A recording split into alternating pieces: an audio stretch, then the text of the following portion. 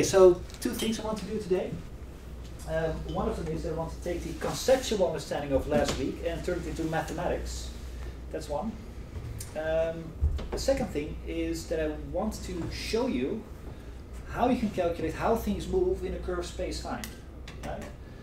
I hope that you understand from last week that a curved space-time is how we're now going to describe gravity. And that means that if I tell you how space-time is curved, you should be able to calculate how things move in that curved space-time. And exactly that step is what we're going to do today. So involves some mathematics, it involves some conceptual understanding, but it also involves a recap. We really have to understand what we did last week in more conceptual terms before we can turn it into mathematics. So yeah, leaning tower and such, you drop things, equivalence principle. So this is the recap part, and this will be our starting point for whatever will follow. Equivalence principle. Now there's many formulations of this thing, so can somebody give me one? Being in a uniform gravitational field is indistinguishable from being in a uniformly accelerating frame of reference. Yes, that is indeed one formulation of the equivalence principle. Oh, that's very true. I can start with all these 5, 6 different formulations of the same thing, but there's one particular one I want to start with because it's the easiest path for today. So you are correct, but maybe some other statement of the same conceptual understanding?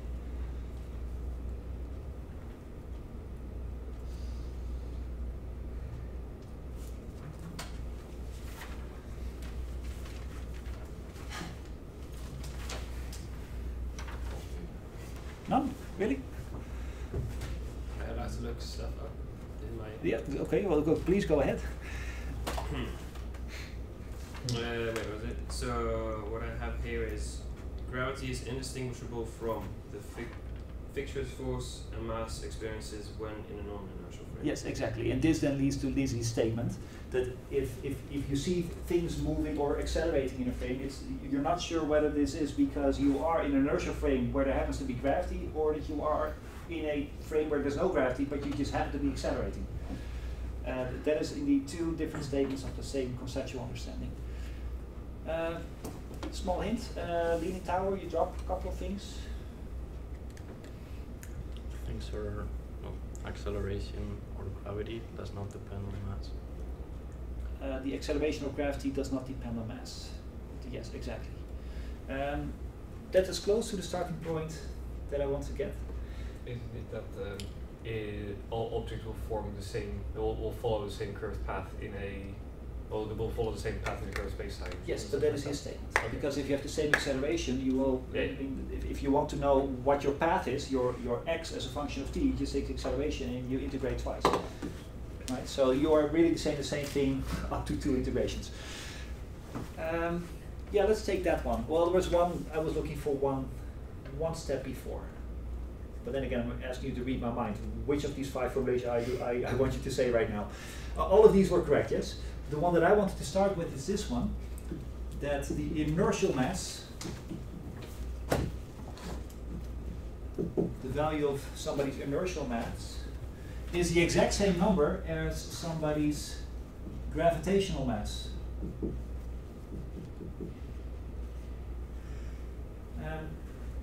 You do know what I mean by these two terms, right? What an inertial mass is versus a gravitational mass?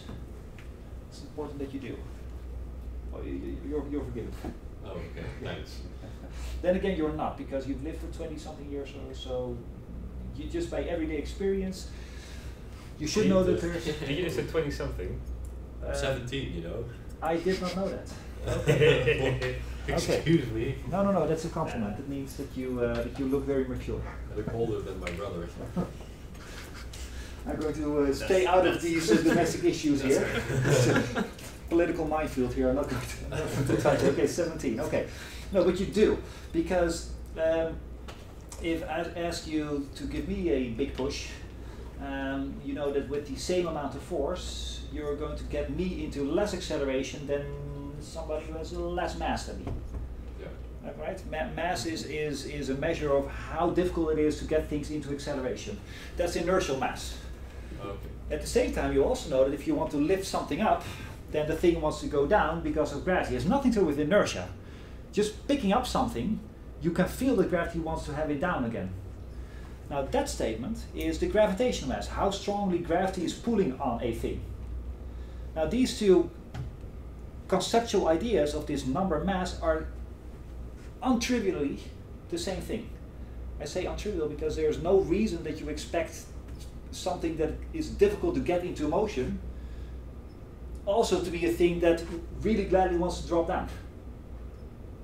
We're used to it. We use the same number for both of these two phenomena, but why this is the same number, nobody knows up till this day. Newton himself was extremely aware of this, that it was completely unclear why these two properties of a body are given by the same number. But we do know that it is true. Inertial mass is gravitational mass. If you put it into Newton's terms, you would say, well, inertial mass is, let me put a little I here, it stands for inertial. This is a statement of inertial mass, right? Newton's second law. Because what it says here, for a given force, the bigger you make m, the less acceleration it gets. That's exactly that statement, that heavy things are difficult to put into acceleration. Whereas gravitational mass, and I'm just talking Newton right now, tells you that the amount of gravity close to the Earth is given by another mass times 9.81 meters second squared. And again, these are two completely different phenomena. But if you combine them together, then you say, well, according to Newton's second law, at the moment that this mass, this inertial mass, feels gravity, then you can replace this F by the gravitational force, Newton's gravitational force, knowing, for reasons that are completely unknown to society up to this day, knowing that these two numbers are the same, allows you to cancel them out. Somebody's coming in. Just keep on talking. Hi. Hi. There was some strong time dilation in the way. Sorry. That's the best way to excuse yourself for being too late in a relativity lecture, right? Time dilation. I'll just continue talking. All right. So, because these two numbers happen to be the same, that means that apparently any object that falls in gravity has exactly the same acceleration, regardless of what its mass was. But it only holds because these two numbers cancel out. If this number, inertial mass, was not the same number as gravitational mass, there would be no cancelling, and things dropping from the leaning tower of Pisa would accelerate in different fashions. All right? So this is, again, one statement of the equivalence principle. And because this is true, just tying all these different formulations together, because this is true, things indeed will have the same acceleration in gravity. And this was your statement and Nelson's statement. So as a result of this, all masses have the same, I'm not going to say acceleration, I'm going to say trajectory. X is a function of t, right? I mean, if you have the acceleration, you integrate twice, you get the path through space. The same trajectory in gravity. And this is, again, famously what Galileo supposedly did. He lived in Pisa. He actually went to his house. There's still a house with a plaque that says here, here's where Galileo lived. And supposedly he dropped two things from the leaning tower and he said, well, look, regardless of their mass, they drop at exactly the same rate. He probably just used it as a visual aid for his readers. He probably never actually dropped these things. If only because climbing the tower costs 18 euros, okay? It's an extremely ridiculously expensive tower to climb. It's only 54 meters, so that's, you can calculate how many euros per meter that is. All right, here's that next step. I'm going to smuggle something in here, and that has to do with the difference between weak equivalence principle and middle strong and strong equivalence principle, if you remember that from last week. Yes? Can I just ask you why the gravitational mass and inertial mass are supposed to be the same? Is it because it's the same object, or Nobody knows. It's in all seriousness, this is a deep dark mystery of nature, that you have these two vastly different properties, how strong gravity is pulling on something versus how difficult it is to get something into acceleration, and these two things are given by the same number. Nobody knows why that is, up to this day. So, if you will, it's a postulate. So, very unsatisfying answer, but I don't know and nobody does. I'm going to smuggle in here something. Do you recall what the difference was between the weak equivalence principle versus middle strong and or strong equivalence principle? Radiation or the laws of electromagnetism have been included? Yeah, but not just electromagnetism. I used it as an example, but all of physics. What we have here only works for things that have mass, right?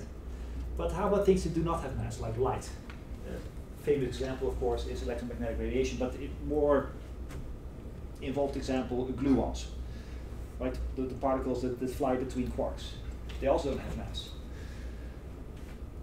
So how about things that do not have mass? Well, Einstein assumed that this idea that everything has the same trajectory through space also includes things that do not have mass.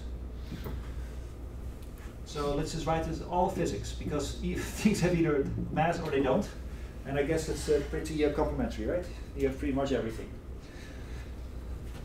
And this you would call the middle strong equivalence principle. There's a strongest version, and that would say including effects of gravity itself. Up to this point, it's just what gravity does to other things, massive things or light or gluons. But does gravity in fact also have the same influence on itself? That's another statement. That's called the strong equivalence principle. And the prime example, of course, of this is gravitational waves, etc. Here's that important step. It's going to be ridiculously important for us today. All mass have the same trajectory in gravity, all of physics, including gravity itself. So this one is the strong one. Yeah, this is the strongest, so all of this. And without gravity, it's the middle one. It's the middle one, yes. But this is just terminology. There's little physics in that. From now on, we're going to assume the strong version, everything. That means that if everything moves the same in space, then apparently you can see the trajectories that things have through space as a property of the space that itself. Do you remember that step? It's a conceptual step. I'm not using any mathematics. At the moment that you find that everything, including gravity and all these other effects, have the exact same path through space, then you might as well say, well, there's something in space telling how that thing should move. Because apparently it's not a property of the objects anymore. So that means that trajectories are a property of space and not of the object.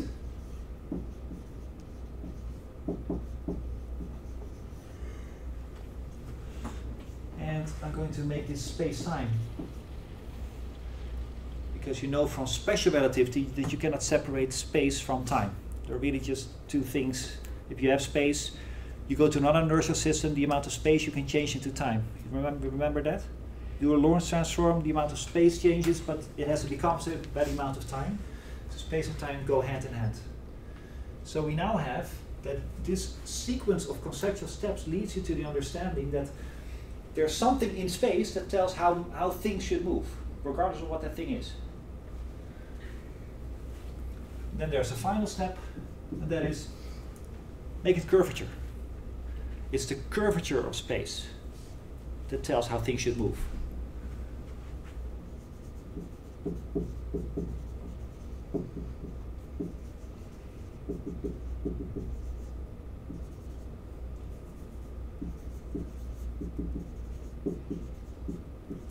Trajectories or paths. It is really important that you understand this sequence of steps. Okay? That you understand that all of this follows from the rest. So this is why the equivalence principle is so important in physics. So what Newton already found, and before him Galileo with his dropping things from the leaning tower, ultimately already had relativity built into it. It's just they never realized that part. So the idea now is, given a curved space, or space-time if you will, how will things move in that curved space-time? That's the idea. That's what I want to tell you today, but then in mathematics. Okay, any questions so far?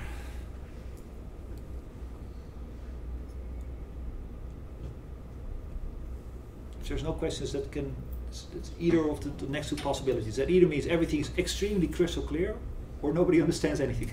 Yes? If, for example, a rocket accelerates through space, does it bend space-time? If we propel the rocket to make it accelerate? Well, no. That's a very good comment. I can say two things. The question now is, if you have, say, a rocket that is accelerating through space, all right, just some propulsion system, it's spitting out fire at the back end and such, does that bend space? One comment is, yes, it does, because it comes with its own mass, and it's mass that curves space. Okay. The second thing is, all of this, everything having the same trajectory, is when things only move because of gravity. If you introduce other forces, like you are in your example, then this does not hold anymore. So it's a very good comment, so thank you for clarifying that. All of this is when things are moving solely due to gravity.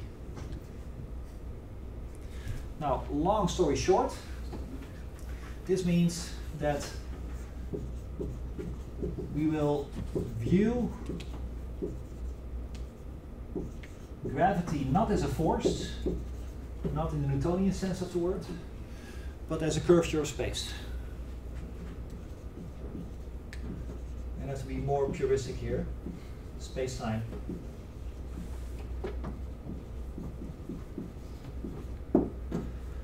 There we go.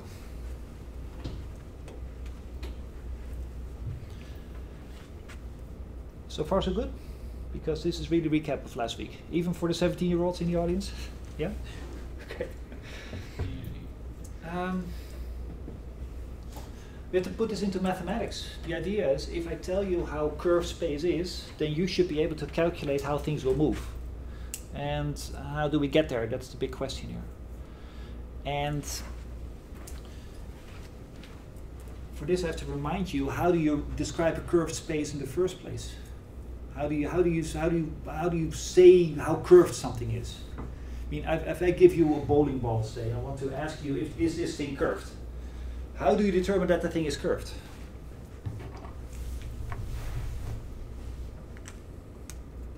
Or on Earth? Or in space? No, just I'll give you a bowling. Here's a bowling ball. This studies geometry. Yes. How do you do that?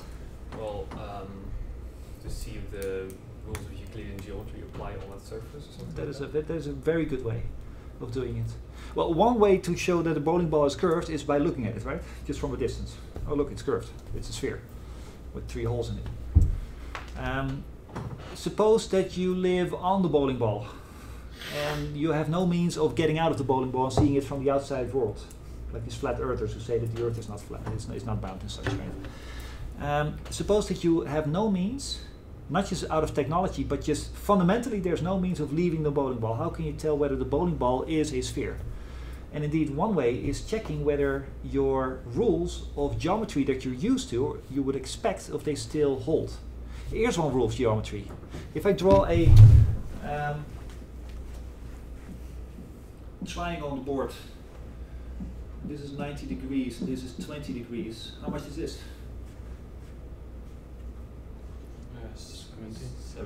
70. Because you know that the sum of the angles in any triangle is 180 degrees, or in radians is pi. Now, I dare you to take a bowling ball. I didn't bring one with me, but take a bowling ball.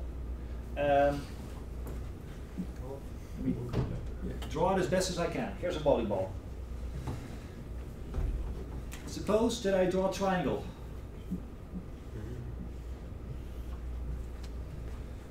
What's the angle here? It's not very clear in my picture.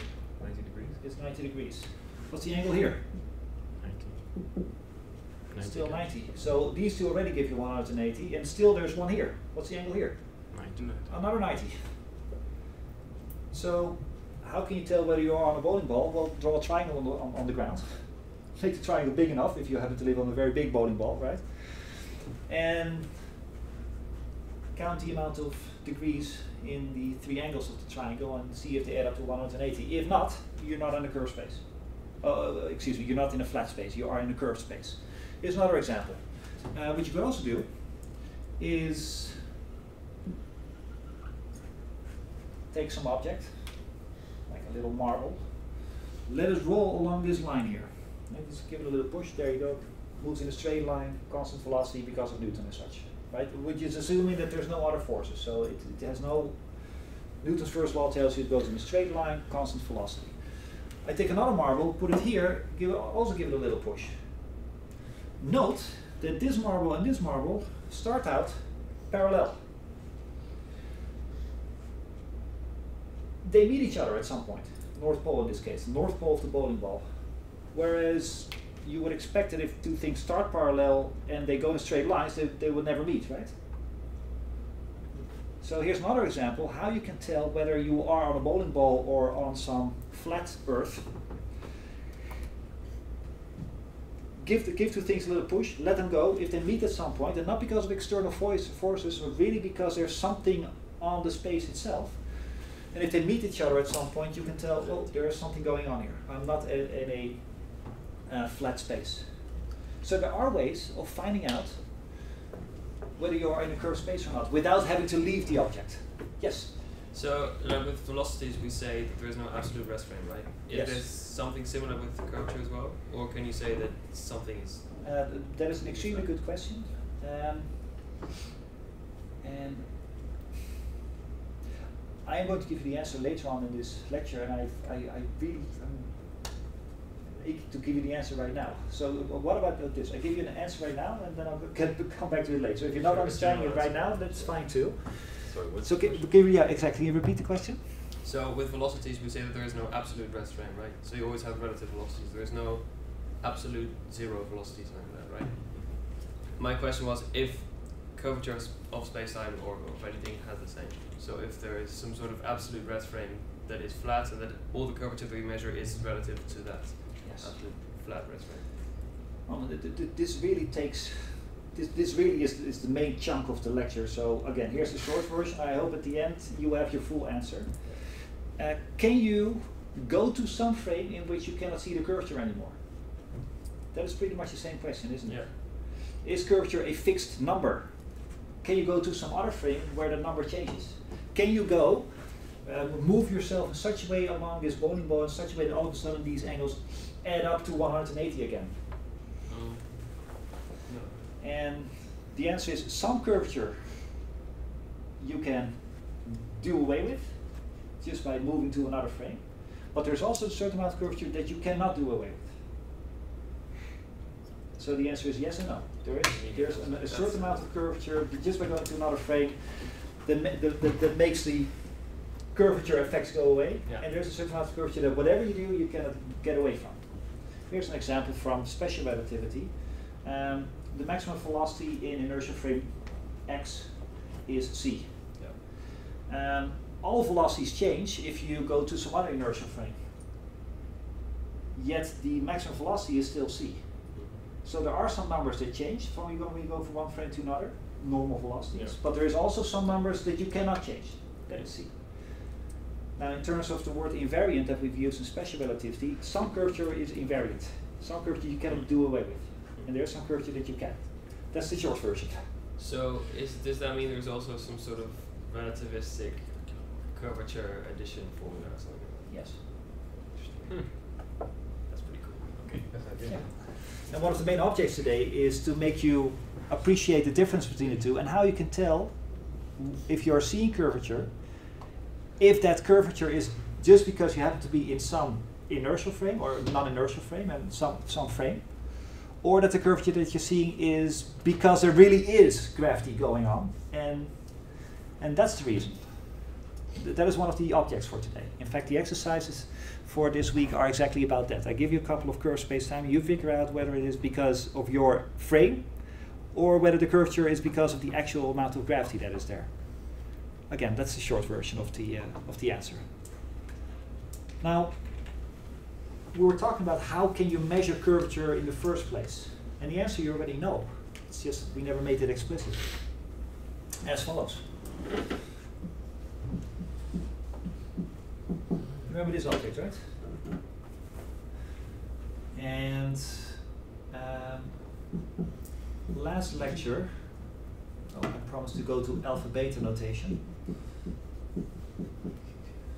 We had this. It's extremely important that you remember this because I'm going to use it extensively today. Okay? If you are in an uncurved space-time, how does this look, this thing? Space-time is not curved. You're in the world of special relativity, no gravities. Second derivatives of time in space, where time would be in this case positive and space would be negative.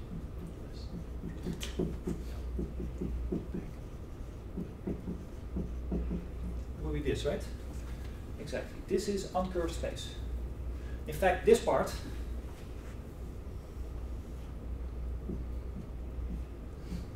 is just Pythagoras Theorem, isn't it?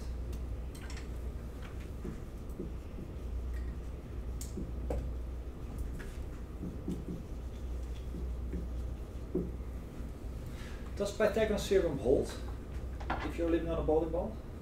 No. Can you tell by my voice, or is it because of the example? Example. Well, you can easily see that it will not hold, right? I mean, if this is the Earth, this is a quarter of its circumference, and the circumference of the Earth is about 40,000 kilometers, so this is about 10,000. This is about 10,000, and this is also about 10,000. Now, no Pythagoras Theorem there. Here's another way of seeing if you are in a curved space-time or not in a curved space-time. If Pythagoras Theorem does not hold, you are in a curved space-time. Here's Pythagoras Theorem. Sure, there's time, that's because of special relativity, but this part, the spatial part, is just Pythagoras Theorem. Just by looking at the thing, you can tell this is the expression for a non-curved space-time. And as you know, we call this Minkowskian space-time. The step that I ended with last time was saying if you want to put gravity into the mix, then these numbers will change. Remember that I told you that? I never proved it to you, but maybe you can understand now what I meant. Because if you go to this space, for instance, then you know that this part will not hold anymore, because this red triangle will not obey Pythagoras Theorem. So what does that mean? That means that there have to be some extra numbers in front of the dx and the dy and the dz in such a way to make sure that now this strange rule holds. Now where do these numbers come from in front of these? All those were written in this thing here. This is the metric tensor. This object is going to be key in everything that we're going to do in general relativity. So far so good, because I'm now going to do two explicit examples of this. The first example is still an uncurved space, a Minkowski space. No gravity, no curvature, it's just, it will look like there's curvature. And then later, I will do the bowling ball example where there actually is curvature.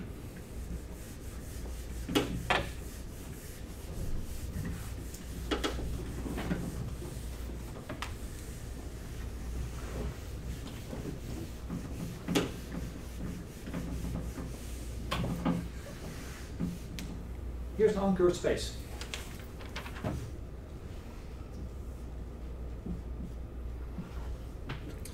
XY coordinates. There's also t coordinate, I'm not going to draw it. And suppose, as we do in special relativity, we're going to look at two events. And one event, right, the exploding firecracker or such, is going to be exactly in the origin. Why? Just because. Feel free to do that. There's no loss of generality there, right? I mean, you can always just shift your frame in such a way that one thing happens in exactly the origin, and for simplicity's sake I will do that. And here's another event, something else happening at some time, some other exploding firecracker and such.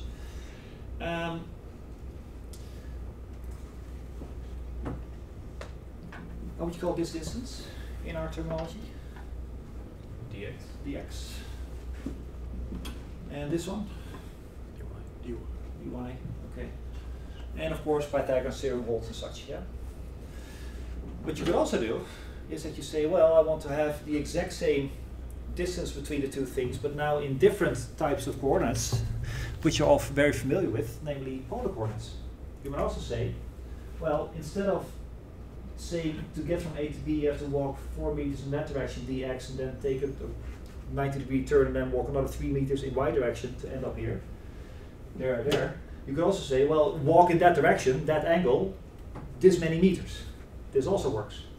In fact, for many purposes, it's a lot better to do it like this. If I'm in Pisa and I want to know where the Leaning Tower is, a guy will not tell me, well, first walk 100 meters in that direction, then take a 90-degree angle, and then walk another 50. He will just say, over there, so many meters.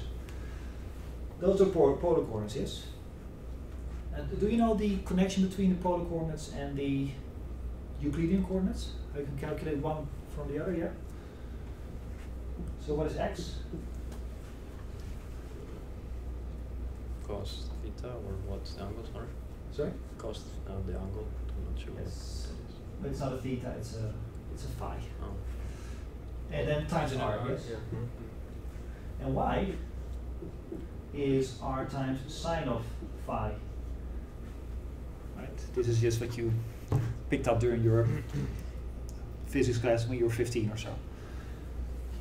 Okay, let's go to our line element, which you know looks like this. d tau squared c squared equals c squared dt squared minus dx squared minus dy squared. I'm going to assume that the two events happen at the same z. I don't have to, but I'm going to do it anyway. Maybe you remember from our lecture on special relativity, you can always rotate your coordinate frame in such a way that things happen on the same line. Do you remember that? So I'm not losing any generality here. But for my writing out mathematically, this is by far the easiest thing to do. Now, what I want to do now is write this thing not in dt squared, dx squared, dy squared, but in dt squared, dr squared, and d phi squared.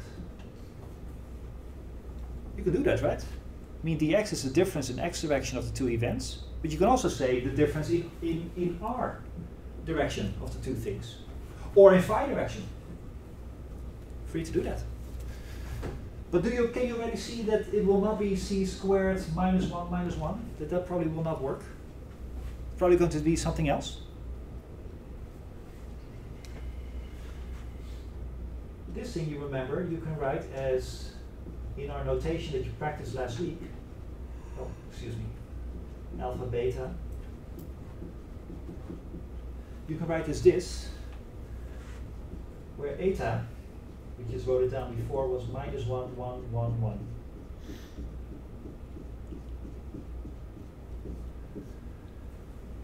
Here, writing it not in dx's and dy's, but in dr's and dphis, will probably give you different numbers here. We're going to calculate what these numbers are, but appreciate already that you can tell these are not going to be minus 1 and minus 1 as you have here. But that means that if you want to write this longhand written out version in terms of a metric and this, that these numbers will not be those numbers anymore. That's the whole idea. Apparently, just by looking at your metric, you cannot tell if you are in Minkowski spacetime. Because the metric that we're going to find for this one, the g alpha beta, I'm going to write it down and derive it for you what it is in a second, will not be this. So if I give you this one, in fact, let me already give you what it is. It's minus 1, 1 r squared. Where this comes from, I will show you in a second. But if I give you, I say, look, I have a space-time for you here, and its amount of curvature is given by the metric, and I say, this is the metric. Would you be able to tell that this is really just Minkowski metric in funny coordinates? Maybe if you know the thing by heart.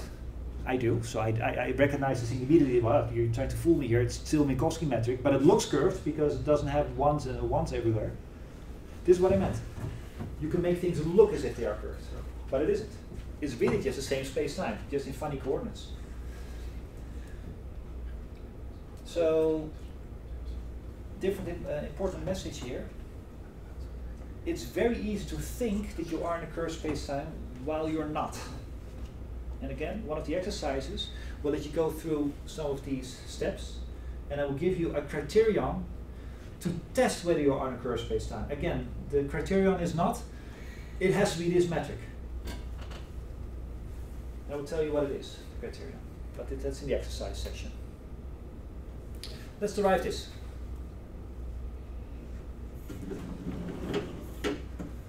Any ideas how to do this? Maybe you've seen this in some mathematics course, something like this. So which one are we doing? We're going to derive what these numbers are that you're going to put here. In fact, I already gave them to you. This one is still 1. And this one is r squared.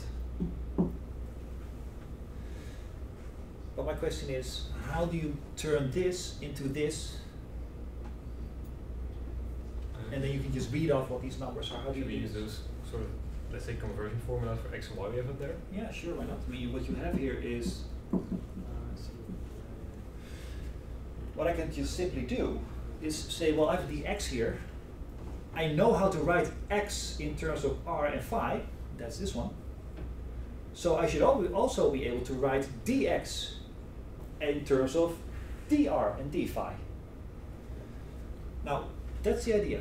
Take this thing, take its d, the difference between 2 points, substitute it in here. You will get back something that now consists of drs and d phis.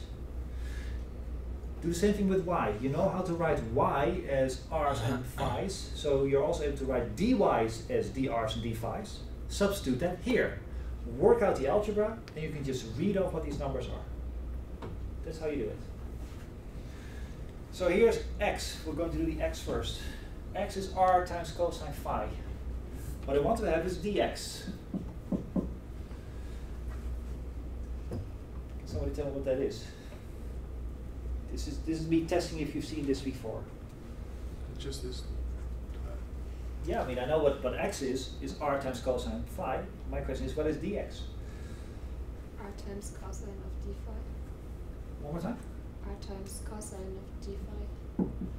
It's not as simple as that, unfortunately. This is Well, what you're isn't suggesting. there going to be a product rule in there because you have Yes. 2 varying functions? Exactly. We This is need- like a derivative, isn't it? Yes. Yeah. Derivative is dx divided by dt or so. Well, it's not divided. Mathematicians would hate it if I would say that, but you know this is the trick. And you know that if you have a product of 2 things, you will use the product rule. So we're going to have at least 2 terms here. Yes. Now you know how the product rule works. Just differentiate it. It says take this thing and pretend that it's a constant and only take this derivative. Now the derivative, in our case d of r, is just dr. And this we're going to keep constant. Again, this is me applying the product rule. That's 1. The product rule tells you now do the other way around. Take this one as a constant and take this derivative. Now this as a constant is just r. What's the derivative of this thing? Minus sine. Yeah, you're right. The derivative of cosine is a minus Yeah, sine. minus sine, yeah. And is that all? So it's times d phi. Times d phi. Y times d phi, that's the chain rule of differentiation. Enjoy. Right?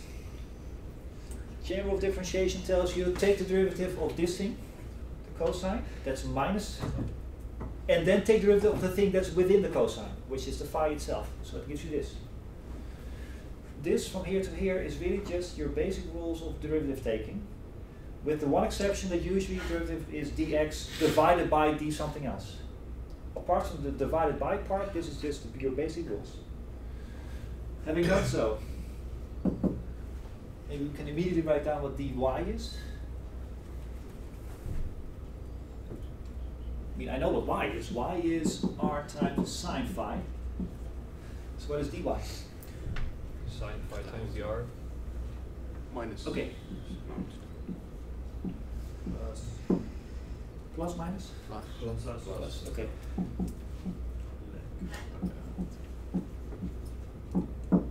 This, yes? We've done some good work now. We have taken our x and y's, turned them into dx and dy's, but according to our Minkowski method, we have to square both of them, dx squared and dy squared. So, next step, squaring. You see, this is not difficult, it just takes a lot of writing space. Okay, can somebody tell me what the derivatives are now? Excuse me, the square is the dx, right? We had the x turned into dx, but we need dx squared, so we have to do some extra step. Cos squared of I dr squared.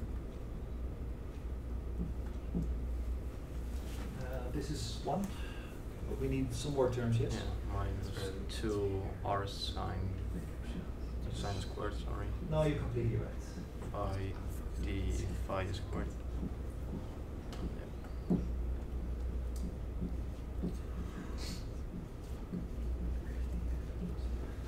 Here you are. That's the one.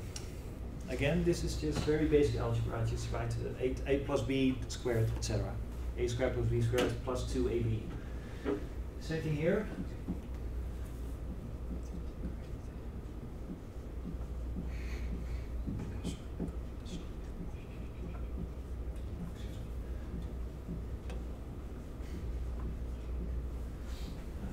Plus 2r sine phi cosine phi dr d phi. Here they are squared. Almost there now. We now know what this is, and we know what that is. And apparently what we have to do next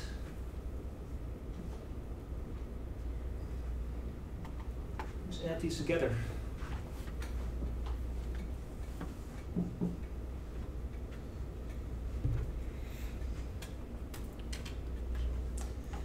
We found the dx squared, this one, we found the dy squared, that one, and in the Minkowski metric you have to add them together and then give the whole thing an overall minus sign.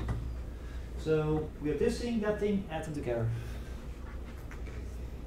I see things dropping out. I see some beautiful simplification going on. How about this one? These two. These cancel each other out. Hey, how about these two? Here's the dr squared, here's the dr squared. If you add these together, what do you get? dr squared, right? Dr squared. Yeah. Because cosine squared times sine squared is exactly 1. How about this one? This one and that one. R squared. R squared. And these added up to 0. Agreed? Yeah. All Alright, right. they got it. Right. And then I think we have it. It's you. Because what we had, if you recall, we have now found dx squared plus dy squared in our new coordinates is just that thing.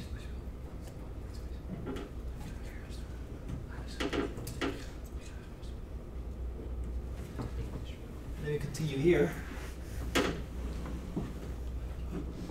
So that means that my Minkowski metric, which originally was in x and y coordinates, is now given by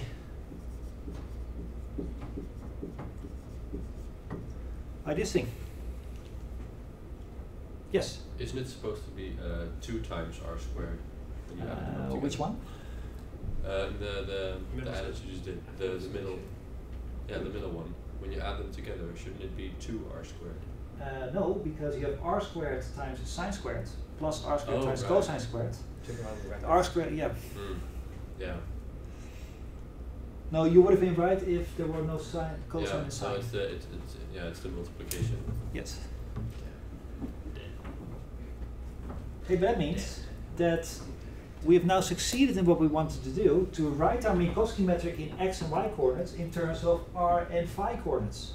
And as I promised, it's exactly a -1 here and a minus r squared there minus 1 here, minus r squared there. This is, I know this one by heart. This is why I was able to write this down immediately, but this is how you calculate these things. And as a final step, you know that you should be able to write this as, oh, sorry, I just keep on using mu and u because that's the convention. You should be able to write it as a metric contracted with these things. Yes? You said that it looks like it's curved, but how do you see it in this, written like this? In this expression you cannot. But in this expression you might think it's curved because in a non-curved space you expect to have a constant here and a constant there. And now all of a sudden you have something that is not a constant, it's r squared. Yeah. So it might give you the suggestion that, wait, I don't see any constant coefficients, so therefore it's probably curved. And I've explicitly shown you it's not curved, it's just Minkowski space-time in strange coordinates. So what is the metric here? If you do a block of 16 numbers and the numbers tell you what these coefficients are, can you tell what they are? Minus 1, r squared. Minus 1, 1, that's that one. Yeah. This one comes with r squared. And this is the z part that I left unchanged. So what's the big lesson here? Well, two things. First of all, you can take a curved space-time, go to other coordinates, and this is how you calculate how the metric will look in the new coordinates. That's one thing. And this is a series of steps. And once you know how the old coordinates and new coordinates are related to each other, you can just do this exercise. The mathematics might be different, but the concept is the same. And this is how you will get ultimately the metric in the new coordinates. That's one thing that you should pick up from this. Second thing is, again repeating myself here, just the fact that it does not contain all constants does not make it a curved space-time. It's still an uncurved, it's still Minkowski. This thing contains the exact same information as that thing. It's exactly the same space, it's exactly the same amount of gravity, namely 0. It just looks different. Now back to your question. If somebody gives you, without all of this, just gives you that thing, and you're not smart enough to recognize it as this coordinate transformation, how would you be able to tell that this is an uncurved space-time? Check if you can get Pythagoras Theorem. That's a very good one. Yes, that's a very good one. Again, if you're in an uncurved space-time, Pythagoras Theorem should hold, or all rules of geometry should hold. My favorite one is the one where you start with two things that go parallel, and if you find that they keep on going parallel, not moving towards each other or going away from each other, then you know that you're in a Minkowski space-time. So one thing you could do is take this thing, calculate how things move to objects, see if they creep towards each other or away from each other. If they do, then this is a curved space-time. If they don't, then you're really just in a Minkowski space-time in some crappy coordinates. So here's a criterion. All clear so far? So that's my one example. Obviously you can expect me to ask you a question that I give you a coordinate transformation and ask you to calculate what this thing is in an uncurved space-time. This is an exercise you should be able to do. I think it's time for a break. After the break I will do an actual curved space-time. Which one? The bowling ball. Okay. We're going to see how things look on a bowling ball, or on the earth if you want.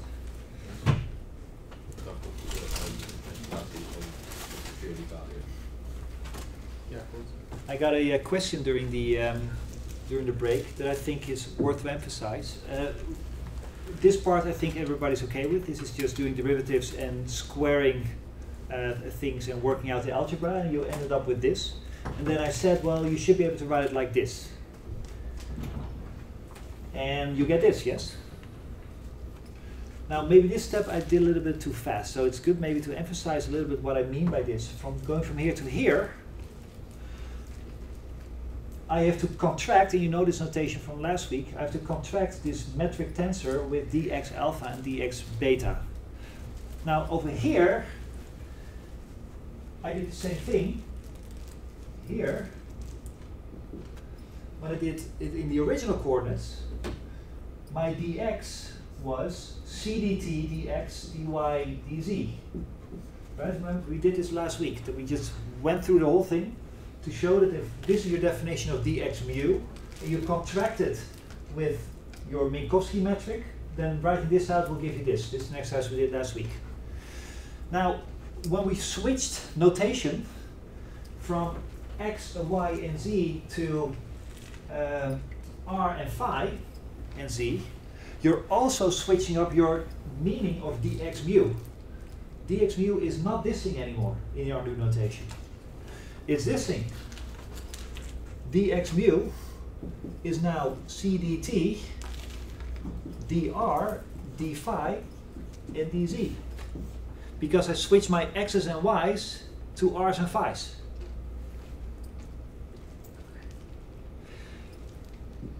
So this, where do we have it? This dx alpha is a different dx alpha than this dx alpha. This is in the new coordinates. I still write it as x, because this unfortunately is what we do in relativity. But the meaning of the thing has now changed. It's still the same position in space, right? It's still this distance. It's just now it's written in terms of r and phi. Now, just to show you that this thing with this metric indeed gives you this, just and as an exercise in the contraction notation, let's do that one more time. You know how this works, right? There's an alpha upstairs and downstairs. It means alpha has to have all 4 values and then add everything together. So that means that I take my g alpha, I take as 0, the beta I'm going to leave as it is right now. Let's check, what is alpha here then? Same. It's still 0, exactly, because this alpha is 0, then this alpha is 0. The dx beta I'm going to leave as it is. Minus, that's what the notation means, yeah, it's a summation convention. The alpha now gets the value 1. And then this alpha is 1 as well, so I get 1 beta, dx1, dx beta. Then alpha gets the value 2. 2 beta, dx2. This alpha has also become a 2. Dx beta, and so on. Again, this is no physics, this is really just a notation. I've done now the contraction of the alphas. Alpha, I assumed every value, and then all these 4 contributions I added together. Then you get this. I have another contraction over the betas. Now, you're extremely free to do this contraction with betas. Let beta be 0, 1, 2, 3, and add everything together. Then this will split up into 4 more terms. This one as well, this one as well, this as well. You get 16 terms. You're free to do that. Just like last week, you can do it a lot faster just by looking cleverly at what the expressions are. Metric tensor with a 0 as a row. Right? The first number is the row. So we're here now. There's only the -1 that counts, right? Yes. So which one is that? G0, 0. Exactly, because 0, 0 is -1. And 0, 1 gives you 0, 0, 2 gives 0, 0, so that's 0 contribution. So these 4 terms that come out of here when you do the beta contraction only have 1 surviving term. And that is when beta itself is also 0. So that gives you 0, 0, dx0, beta has also become a 0. And what is G00? First row's first column? -1. -1. Right, that's this one. The -1 cancels this -1, gives you dx0 squared. What is dx0 squared? What is dx? Dx0. CDT. CDT. So this is just c squared dt squared That's that one. Now you can do the same game with these. Here it says take this row of the matrix and let beta assume all 4 values. But I can immediately see that these values are going to give 0 contribution. This is the only one that gives me a non-zero contribution, which corresponds to beta being 1. So that means that of these 4 terms, the only one that survives is when beta is also 1. What is G11? If you just read it off from the metric. 1. That is 1. With this minus sign gives you -1. So that's -1 times dx1 squared. What is dx1? According to our dr, and then squared. Tuck, tuck, and that's that one. Now, we bravely soldier on. We're now in this row. The beta will have 4 values, but I can immediately tell that if beta is 0, 1, or 3, it gives you 0 contribution, so the only beta that is non-zero is when beta is 2. Gives you G22, dx2, dx2. What is G22? According to our metric. R squared. That's r squared. And dx2. Maybe it's d phi. That's d phi. And then squared. Because you have 2 of them. And that gives you that one. And as I said before, I didn't bother with these e ones. So there you go. So just as a proof that if you have this and you're familiar with the notation, it's very easy for you to just write down this and write down the matrix. Okay? Just thank you for the question in the break. It's very good to remember once you switch notation, in our case from xy to r phi, you also switch this thing. Your dx's become the r's and your dy's become d phi's, etc. But now you've seen that it really is this thing, yes? Good, okay. Again, this is an example of a non-curved spacetime looking curved. Now we're going to look at a curved spacetime. And then, just so you have an overview of the lecture, once you now know how you can write curved spacetimes and such, I will then tell you, given a curved spacetime, or in other words, given a metric, how do things move with that metric? What is the trajectory that all masses and all lights and all gravitation waves follow? So, that's the idea. Okay, example of a curved spacetime, an actual curved spacetime.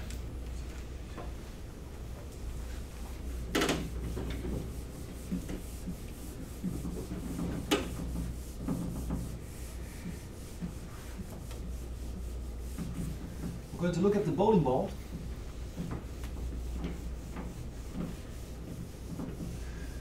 And we're going to assume that nobody is allowed to leave the bowling ball.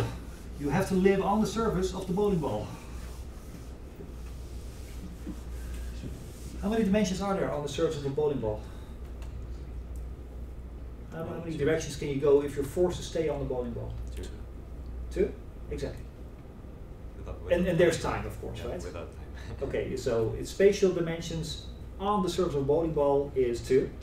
Again, I'm assuming that we're in this very strange universe where you're not allowed to move in the z direction. You're not allowed to move bowling balls. You have to live on the surface. Of course, there's examples where you can make things much more difficult, where we're going to look at things that you are allowed to move in all 3 dimensions, and that curve, that space is curved. It's just more difficult to draw and to calculate. So just as an example, we're going to go to, here it is again, the bowling ball.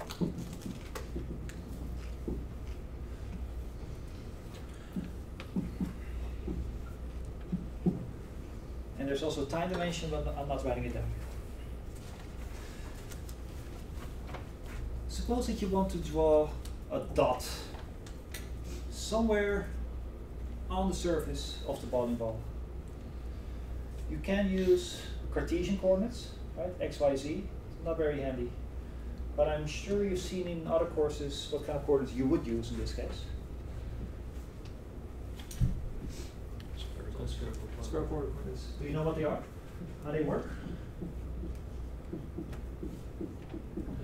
Right, there is a coordinate transformation that tells you how you go from x, y, z to spherical coordinates.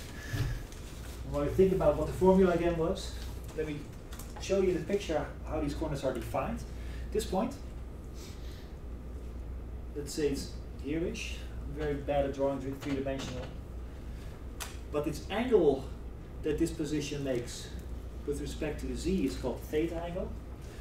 And the angle that it makes with respect to the x-axis is called phi, and this distance is called r. And maybe you know from your mathematics courses how the x, y, z coordinates are related to the phi, r, theta coordinates. If you don't, that's fine. I always forget them myself, but I also have to look them up or rederive them. It's not very difficult to do. So let's just assume that we've derived them or you've looked them up.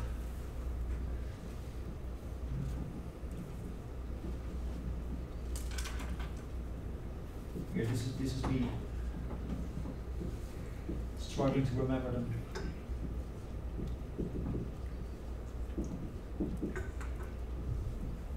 This is it.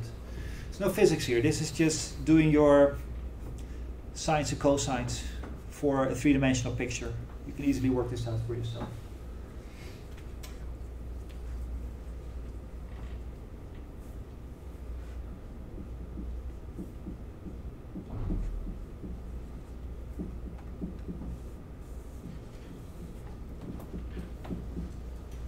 Now, if you were in an uncurved space-time, it would look like this.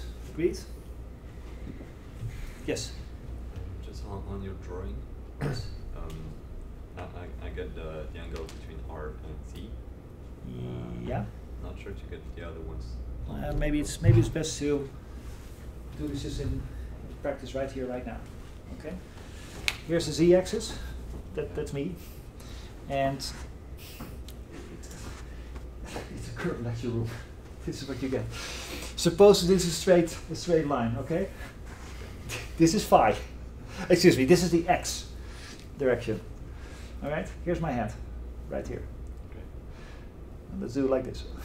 Here's the origin. That's right here, right? Okay. Should have brought a stick or something like that. But Was this a stick over there? is there really? Because I could use one right now.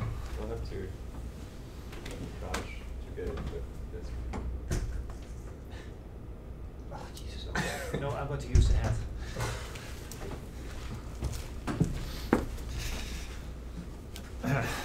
There you go. This is the x-coordinate, and my face and such is the z-coordinate. Here's where that dot is. This is theta. Okay. This is phi. And this is r, the length of my arm. Yes? I think you should swap the coordinates, x and y. Sure? Yeah, because for example, for x, if you take the cosine of phi, they'll give you the vertical part, not the horizontal part. You see what I mean? And for x, the I'm not cosine sure. of phi, so if you define phi as that one, if you take the cosine of that, it will give you the vertical component, and x doesn't have any component. Let's see. You're talking about this one right here and the xy plane. Right? And then Oh, wait. No, I think I'm wrong. Yeah. yeah, and I think I'm right. That's a really crappy way of answering your question, by the way. You're wrong, I'm right. But it's true though. No, I was confused with Okay, the phi. but this is the right. Yeah. Okay. Now, what you could do is that you can play the same game as before, right? There's the x, the y, and the z. Now you know what the x and the y's and the z's are, so just take the d's of all of them, square them, put them in here, work out the algebra, you get this new expression. Right? This is what we did before. It's more complicated now because we have more coordinates. So our product rule, when you take the d, has now 3 terms in it. So it takes more time and it's more algebra, but the idea is still the same. I'm not going to work it out right now. I'm just waiting for somebody to say, wait a minute, wait a minute. And I would assume that the coefficients in front of dt, dx over there are just what they would be in the flat space-time Yes, metric, right? exactly. And that's That's what it. we're Yes. assuming here. I was exactly expecting this question from somebody. Namely, before, in our previous example, I used this trick, and then I showed you, but hey, listen, it's really just a non-curved space-time, just written in different coordinates. So I can play this game, and I do the same game, and I get this other metric, which is much more complicated right now. Then I say, oh, but it's still only a curved space, it's still Minkowski written in different coordinates, right? And you will be right. At the moment that you put this into here, you work out, you get this big grand metric, which looks much more complicated now. But, in fact, it's one of the exercises to do the Minkowski version, to put this in and repeat the exercise of before, derive the metric. I'm going to give you the metric right now. I'll come back to your question in a second. I hope everybody gets this question. He says, but this is really just Minkowski space-time in new coordinates. I'll get to that in a second. One of the exercises is indeed to have a Minkowski space-time and find out what the metric is if you go to spherical coordinates. I will give you the answer. These are just one that I happen to know by heart. It's -1, 1 r squared, and finally there's r squared sine squared theta. It's a crappy and long exercise to do this. I shouldn't have said it. It's a fun exercise to do this, and this is what you will get, yes? Now back to Nelson's question, but this is really just Minkowski space-time in new coordinates. This is the type of, it's not curved, but it looks curved. But I haven't put in yet that we're only allowed to live on the sphere. This is when you're allowed to go everywhere in space-time. But in our example, we're going to say we're not allowed to go into r direction. R direction means that you're leaving the sphere, the bowling ball. Can somebody already guess maybe what would change in the metric if I'm going to extra put in that you're not allowed to leave the bowling ball? Something will change. And we just leave out the last row and column, not the matrix. Why the last? Okay, yeah, x and y and z are subjective, but yeah. I'm not sure you're in the right direction, but Okay. Since we are not allowed to leave, there's like no dr. exactly, there's no dr. So if I'm going to write out this thing, c squared d tau squared is minus g alpha beta dx alpha dx beta. By the way, what is dx alpha in this case? It's not the cdt dx dy dz anymore, it's something else, right? Because that's what we saw before. When you change coordinate system, you also change what dx alpha means. What does it mean in this case? CDT. CDT? dy or dr. dr? Sorry, yeah. We get this. Agreed? Now, I'm fully aware it's much easier to see how this works if you're more used to notation, but consider this an exercise in the notation as well. I say something in these numbers will change if I put in the constraint that you're not allowed to leave the bowling ball. Louis was completely right. If you're not allowed to leave the bowling ball, that's saying there should be no dr. dr is always 0. There's no difference in r direction. All 2 points are at exactly the same r. So dr is going to be 0. If you want to make sure that if you write out this contraction, there's no dr term in there. It's 0 times dr. dr is not allowed to weigh in. What will change here? Make the 1 a 0. Which one? No, This the one. wrong one. Yeah. Exactly. This is a curved spacetime. With the 1, it's just Minkowski, written in new coordinates, because you're still allowed to move everywhere and such. If we're forcing ourselves to stay on the bowling ball, that means there should be no dr. That means that the coefficient in front of the r should be 0. So I've changed this one to 0. This is a curved spacetime. It's a two-dimensional curved spacetime, because you can only go in 2 directions on the sphere. Oh, and there's time, so there's also a time dimension. There you go. Why isn't there 2 dr? By definition of staying on a sphere, means that this point is not allowed to increase its r. So dr, the change in r, has to be 0.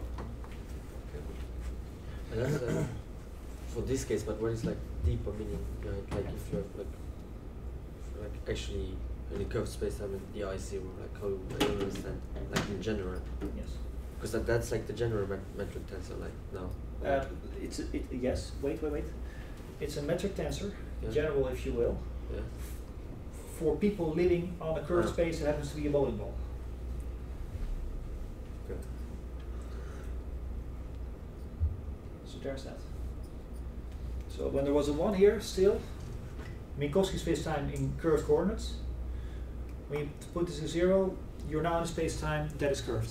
I promise you that if you know, this is going to be the next step, if I'm going to show you how you can calculate how things move in a curved space-time, that these two things that will move on this curved space-time, the bowling ball, will meet each other at some point, even if they start parallel. And that's because I've changed this 1 to 0. You cannot tell that right now because I haven't shown you yet how to calculate motion, but of course this is going to be the next step. From here to here, excuse me, when there was still a 1, is an exercise, just an algebra, just to see how that works. And for now and here, want to turn it into a curved space-time, turn it to a 0. So there's that. That leaves us with that final remaining lingering question. How do things move in a curved space-time? Or if you will, in a non-curved space-time. In a non-curved space-time, you already know, right? It's Newton, Yeah, Newton's first. Yeah, Newton's first law. That is I mean, in the absence of gravity, or if you will, in the absence of curvature, things move according to Newton's first law. If there's no other forces, because we're only assuming that there is gravity or not, no other forces.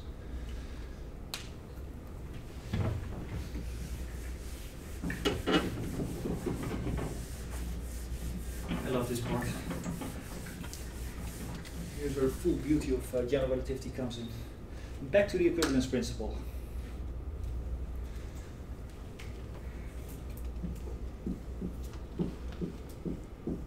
I thought of this example while underneath the leaning tower of Pisa, no joke. Literally was there, thinking about how can I get this point across the best.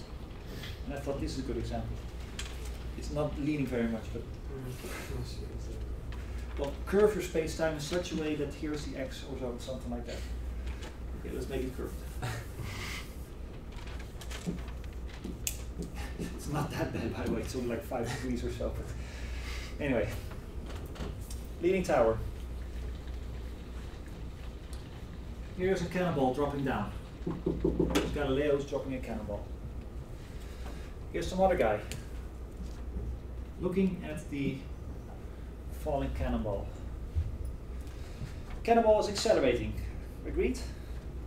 And close to Earth, you even know the value. Something like this. The number is not that important. Is this guy allowed to use special relativity to describe the dropping of the bowling ball? Yeah. Yes. Given that he himself is in an inertial frame, he is allowed to look at accelerating things. Now, you can make the point that the Earth is not a real inertial frame, such blah blah blah. Okay, sure. All practical purposes, it is, right?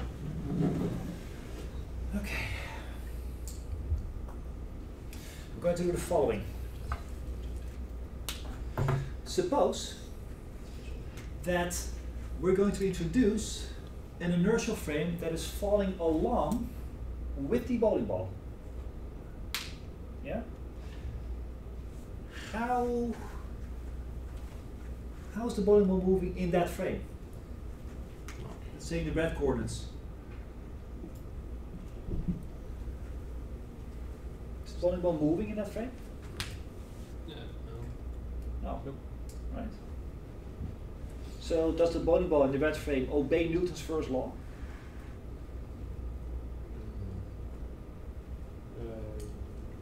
No. I hear a yes and I hear and I hear a no. So well, the frame is accelerating just at the same rate as So- the bowling ball, so it doesn't. So it just remains in the same spot. Yes. So does the bowling ball move with respect to the red frame? No, it doesn't. It does not. So does it stay at rest? Yes. Okay. No. No? In that frame. Oh, yeah, in that frame. Yeah, in that frame it does, yeah. So for the guy in the red frame, the bowling ball is just following Newton's first law, right? It's moving with constant velocity, 0, in a straight line. Well, what's the force in that context? Like, Good question. What is the force? But there is no force because there is no acceleration in that frame, right? yeah, and that's why I'm saying that Newton's first law doesn't work, because there is no force and it's moving. No, but it isn't. In the red frame, the bowling ball is standing perfectly still. Okay, and then, Do you agree with Yeah. that if they drop down at the same rate, then there's no yeah. relative change? So as far as the red frame is concerned, the bowling ball is standing perfectly still. The Leaning Tower of Pisa is moving upward with 9.81 meters per second squared, sure. But as far as the bowling ball is concerned, same rate. All right. But that means that, remember that we had a criterion on whether you are in an inertial frame or not. Namely, if Newton's first law holds, then you are in an inertial frame. Now this guy, holding his own bowling ball, says, look, my bowling ball doesn't goes in a straight line with constant velocity. So this guy says, I'm in an inertial frame. Then this guy says, the guy in the red frame says, look, I also have a bowling ball, and it obeys Newton's first law. I'm also in an inertial frame. But if the guy with the ball that it's falling down, if he were to throw another ball, like just leave. Agreed. Yes. Yes. And you're completely right. I mean, the point, of course, I was heading towards a paradox here. Namely, both of them can claim by looking at their own bowling ball that they are in an inertial frame. Okay. Yet, we've seen last week that the only way to get from one inertial frame to another inertial frame is by doing a constant velocity transformation, and there's a relative acceleration here. So either one, or one of the two, has to be not in an inertial frame. We know that it's this guy. Not because of the dropping, but because if he would throw some second bowling balls around, he would see it from that. You're completely right. But suppose he has no other bowling balls with him. Okay? Okay, no throw balls to throw around, so he cannot do this, he cannot play this game. Just by looking at his own bowling ball, he cannot conclude whether he's in an inertial frame or not. And this guy can claim, I'm in an inertial frame, and this guy says, I'm in an inertial frame, and they can both be in an inertial frame because they have relative acceleration. So without the ability to throw some stroopwafels around, how can you tell that this guy is not in an inertial frame? Wasn't it like looking at the third reference frame, and if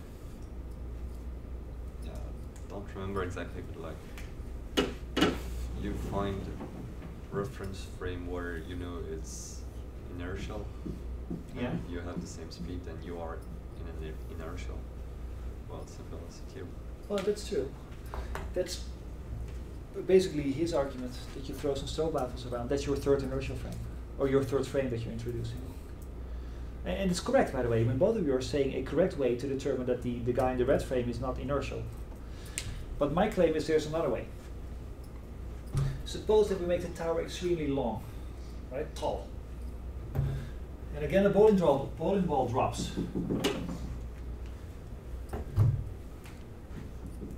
And the tower is ridiculously high, so high that 9.81 is not the correct number anymore. You know that the number goes down as you go upwards, right? Suppose that the tower is so high that the bowling ball starts with an acceleration of 9 meters per second squared. By the way, this is ridiculously high. I have no idea, 12 kilometer tower or something like that. And the red frame, in order to go along with the dropping bowling ball, also has to go 9 meters per second squared. Agreed? Okay. At some point, the bowling ball is over here, close to the Earth. 9 has become a bigger number now because you're closer. It's now 9.4, say. At some point, it's 9.4. Close to the Earth, 9.181. But suppose at some term in the middle, it's 9 meters per second squared.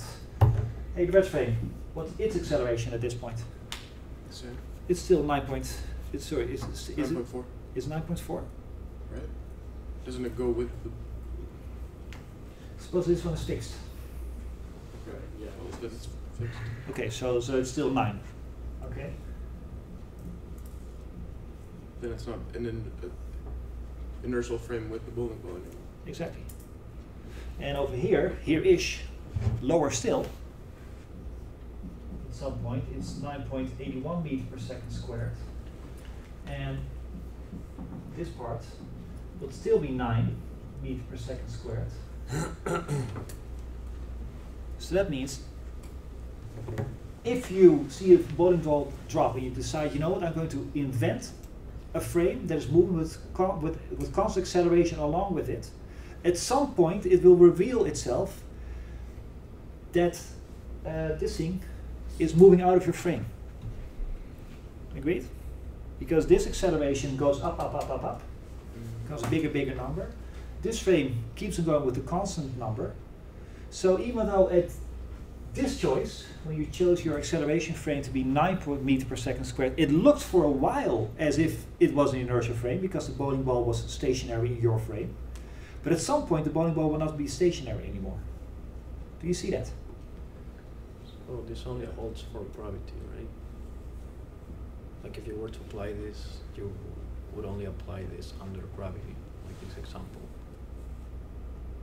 I'm not sure I follow because this is a gravity example, yes? Yeah, so you can only use it on sure. On gravity examples. Yes. But remember, all of this is only for gravity because this whole idea of inertial frames and non-inertial frames and things moving because of curved space-times only works for gravity. All other effects are switched off. Yes? I'm not sure to get how the bowling ball can know it's not like the Earth going up and accelerating. Here's the Stroop-Wafel argument again. Throw some Stroop-Wafels around. Without, like, this example. In this example, you cannot tell. I agree. Okay. No. If that was a question. Sure. Okay. No. In that case, I agree. My point here is, if you want to know whether the guy on the ground is in an inertial frame, or this guy is in an inertial frame, just by looking at Newton's first law, doesn't really work in this scenario, because both will claim that their respective bowling balls are not accelerating. But if you wait long enough, at some point gravity will reveal itself because the red frame will lag behind the bowling ball. And then you will see the bowling ball move out of frame. And then you know, aha, apparently it looked like, I'll be with you in a second. This is the key point here. It looks like, over here-ish, for a while, it looks as if you are in an inertial frame by looking at the bowling ball, but if you wait long enough, it reveals itself that you are not. Yes? What if you decided to have the frame move with the ball, like accelerate with the ball, like then this doesn't work anymore? No, I agree very much. If you make the thing accelerate in exactly the same rate as this, you will not be able to tell. So then it was never, so then in this case it never was in an inertial frame, but they thought it was. Yes. Key point here is, if you're in an inertial frame and you look at that thing and you want to move along with it, it might look for a while as if your new frame is also in an inertial frame. The key point is it looks for a while. If you wait long enough, it will reveal that you're not. This has a special name. A frame which is not an inertial frame, but by looking at bowling balls looks as if it's an inertial frame for a while, it's called a local inertial frame. Or the book calls it local Lorentz frame. It's a different name for the same thing. Now, this is of extreme importance that we'll give you in a second, but appreciate this point for a while. If you see something accelerate, and you decide to accelerate with it, for a while it will look as if that thing is not moving with respect to you. So you, by looking at that thing, you will conclude, look, I'm in an inertial frame. Newton's first law holds. But it's only for a while, for a short amount of time. At some point, the actual gravity will reveal itself. Okay? Again, this is called a local inertial frame. It's not an inertial frame. It's just one that looks like it for a while. Why is this important? It's important for the following reason. Because in this inertial frame, this local inertial frame, you can use the rules of special relativity, because it looks like an inertial frame. It looks like a Minkowski spacetime, but only for a while. So this local inertial frame LIF, or as the book calls it, local Lorentz frame, different word, same object, allows temporarily, for a short amount of time, special relativity. If you want to describe the motion of the bowling ball from this local inertial frame, feel free to use special relativity. Don't do it too long, because at some point the thing will start to move. Yes? So this is basically a trick that you could use to describe anything with special relativity Yes. for a very short time. Yes, but you have to be extremely careful, because at the moment that you try to use special relativity for too long, you're in this situation and it doesn't work anymore. Yes? But what if the gravitational field is uniform, and you can use the special relativity? Yes, I'm so happy with that question.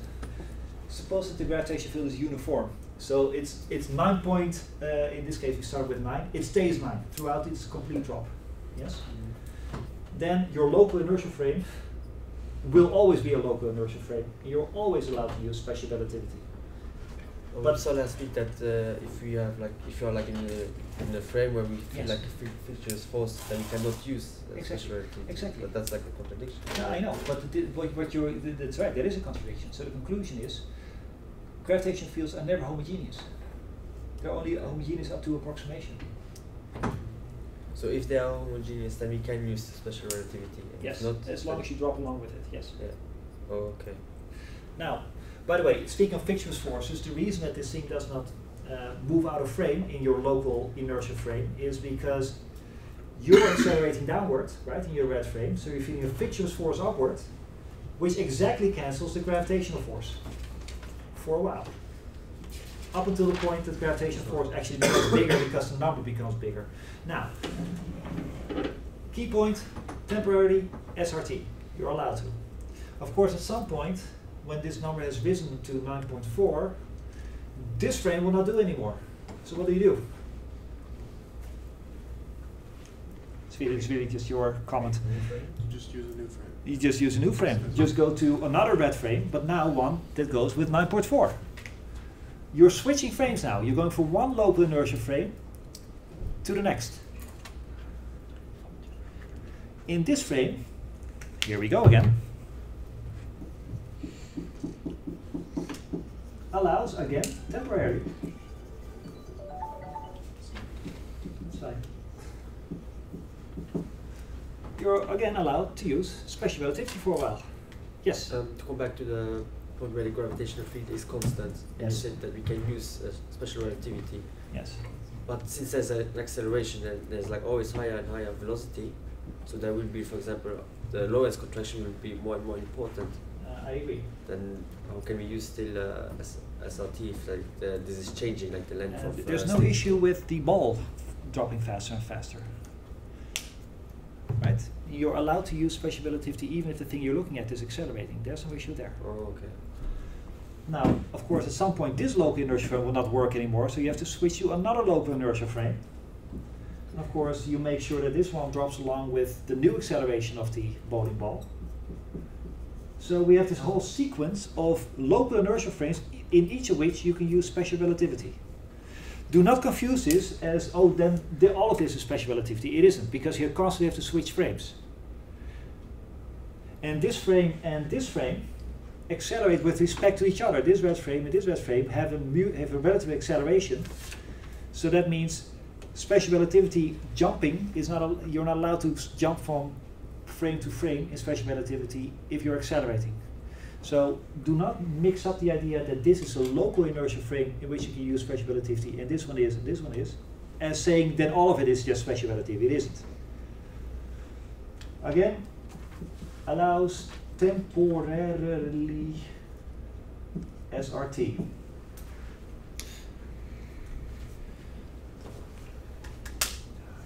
But yes. couldn't you just take like an infinite amount of screenshots, Yes. where with new frames, and then use special relativity in every single one. I agree.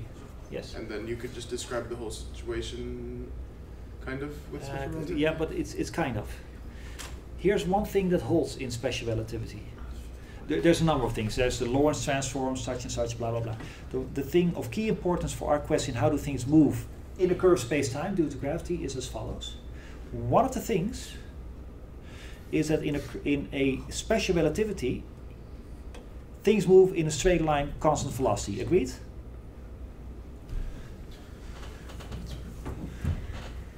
Do you agree with me that the fact that in a local inertial frame things move with constant velocity is the same thing as saying that they move such that the amount of time is the shortest? Parse that for a second.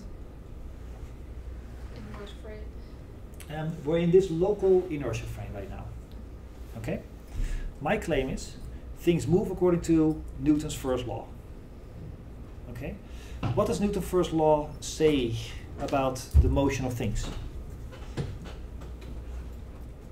They tend to go in straight lines at constant velocity. Okay, constant velocity and a straight line. What is the shortest distance between 2 points? Straight line. Okay, so what is which path takes the least time to go from one point to the next?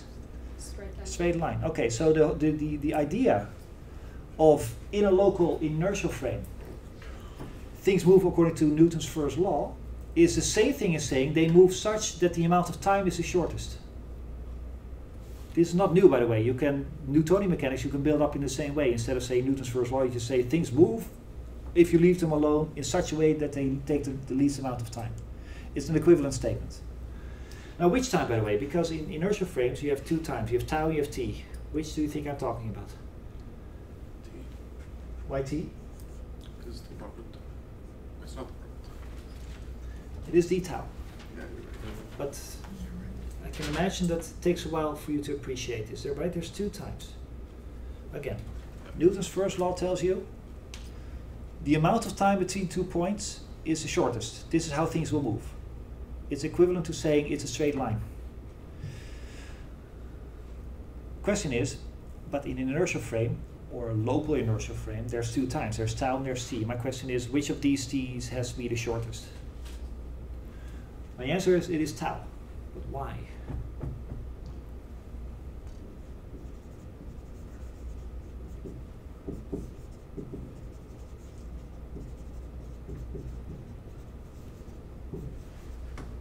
So in this local inertial frame, things move such that the d tau is the smallest number. Why is it d tau, not dt?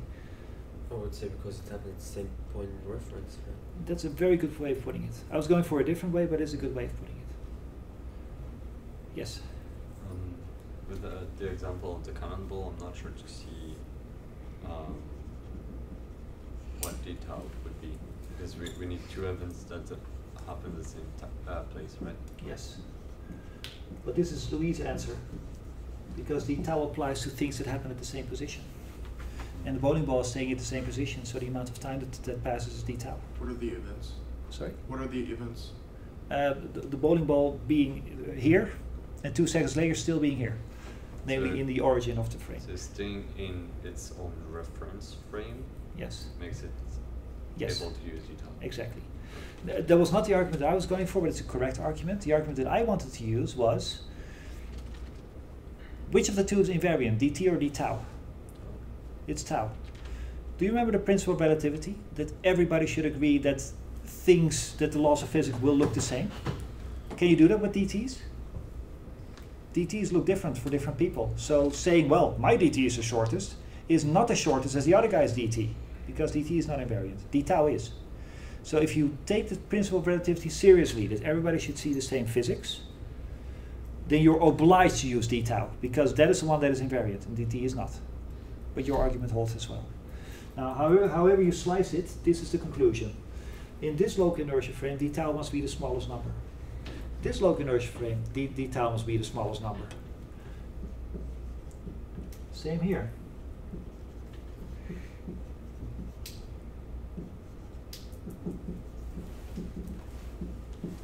How are we on time, by the way?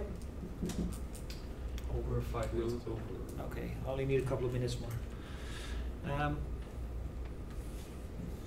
So what we have here is a whole series of local inertial frames, in each of which d tau is the smallest number. Now the total amount of time that has passed in the bowling ball's frame is just the sum of this d tau plus that d tau and that d tau. Agreed? So if each of them is the smallest possible number, what can you say about the total amount of tau throughout the whole series? Also the smallest. There's also the smallest possible number. Extremely important conclusion here. We find how do things move in gravity. Well, you split them up into local inertial frames, and each d tau is the smallest number because of Newton's first law, and therefore the total amount of time that passes, the total amount of d tau is the smallest number. Remember, that was the question that we're going to answer today. How do things move in gravity? The answer is they move such that d tau is the smallest possible number.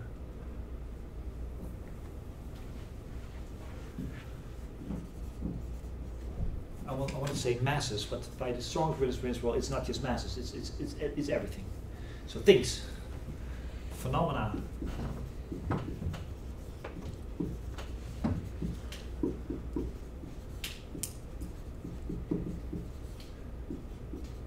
The book also makes a statement, and they call it the variance principle or something like that, and they put a little block around it in chapter 6.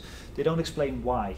And I think it's a missed opportunity. It's a good book, by the way, but for some reason they put it as a separate postulate, as it's something that you have to add on from the side. You don't. It's a direct result of being able to write local Lorentz frames. And maybe you can appreciate that the only way to make local Lorentz frames is because of the equivalence principle. The equivalence principle. One of the formulations of this is that fictitious forces always, you can always make gravity. Excuse me, one step back. You can always, by accelerating, introduce a fictitious force. Right? That was one of the statements. But that means that if you have an actual gravity, you can counteract that gravity by just dropping along with the same acceleration, because the fictitious force that you will get will counteract the amount of gravity. This is only possible because of the equivalence principle. And because you can drop along, this is why you can do the splitting. So this, again, is just the equivalence principle in yet another formulation. Things move in gravity such that the total amount d tau is smallest. And now I'm finally where I want it to be, because I will give you a formula now, and it's the big exercise for this week to prove that formula. This is the statement, and the question is, prove that formula that comes with it. I will give you the formula. At least 2 people in the audience, I know that they know this formula. So the geodesic equation, if you recall. Here it is. Do you agree with this? The total amount of d tau is just the sum of the separate d taus. So this is the total amount of d tau. That's called capital d tau. Yes? And d tau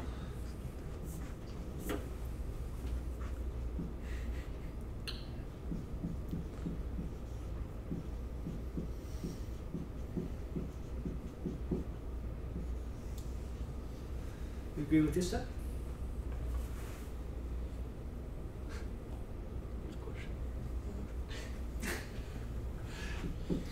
How about I give you a little visual aid?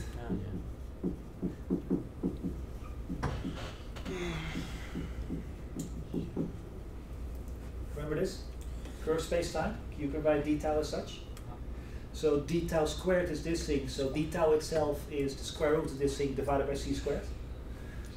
That's this. Now we have a method. Yes. I'm not sure. Is it an integral or like a summation? No, it's an integral. And a summation you do when things are sizable. Yeah. An integral you do when things are very small. Oh, so okay, I've taken here 3 different local inertial frames. But to make it extremely accurate, I'm going to splice it up in 5 million of these, and then the sum becomes an integral. And again, this is a summation, or an integral if you will, of the local inertial frames, in each of which d tau is the smallest. So that means that this whole thing must be the smallest number. This is how things move. claim, if you use metric, you can write the integral of d tau as this complicated thing. And then there's a mathematical question. How do you have to choose your axis, your path of your bowling balls, in such a way that this comes out the smallest number? It's a mathematical question. Appreciate the following. If I take some x as a function of time, and I put this in and do the integration, I will get some number, 14. If I would have taken some different path, some different x as a function of time, and I would put that in, did the integration, I might have gotten the number 30.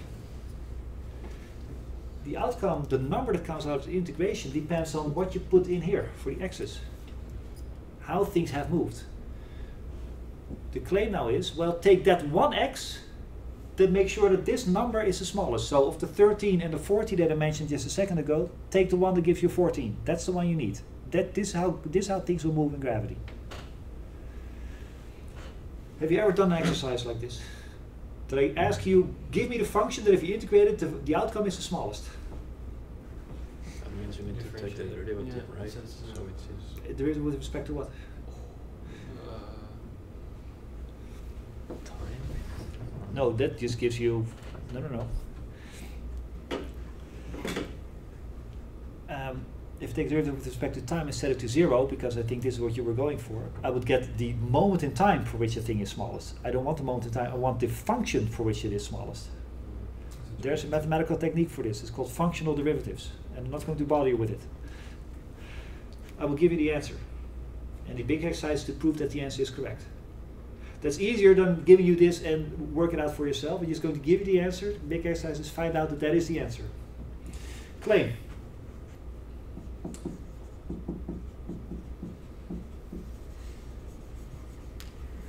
We want this to be the smallest because this is how things will move in gravity. Turns out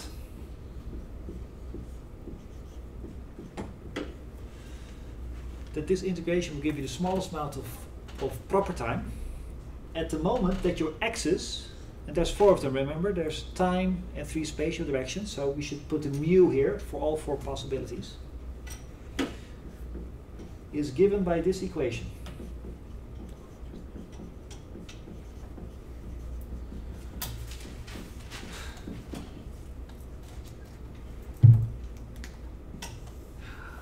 What's that symbol? Yeah, there's a thing in between, right? This big symbol here. Christoffel symbol. It's called the Christoffel symbol, indeed. It's another metric. It's not a metric, but it does have indices. But now there's 3 of them, 2 downward and 1 upward. Oh, I see. And each index can have 4 numbers. So how many possibilities are there for this gamma? 6. Was it like 196 or something? Yeah, we calculated at one Yeah. point. It's well, there's 3 numbers. Each can have 3 values. So it's 4 to the power 3. So it's 64, right? Yeah, it's 64. It's not as cool. Yeah. Yeah. I cannot help it. This is what nature does. So I haven't told you what this gamma is. There's an expression for that thing as well. I will write that down as well, but just to wrap everything up. If you find x's that obey this equation, then those x's make sure that this thing is the smallest, least eigentime. In other words, this is how gravity will make things move. Here's the gamma. This gamma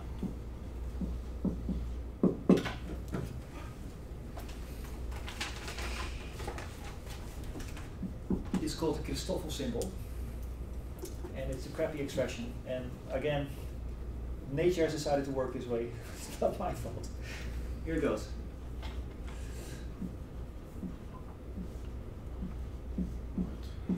You're using a mu again. Yeah, but I'm already using the alphas and betas. Should I switch notation? Do you want something else? Oh, I thought it was going to be alpha and beta over there, but never mind. No, that's Okay. fine. Let's see, I'm always...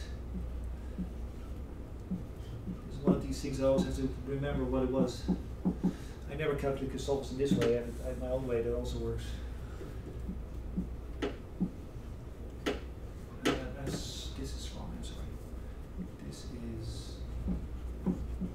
there you go.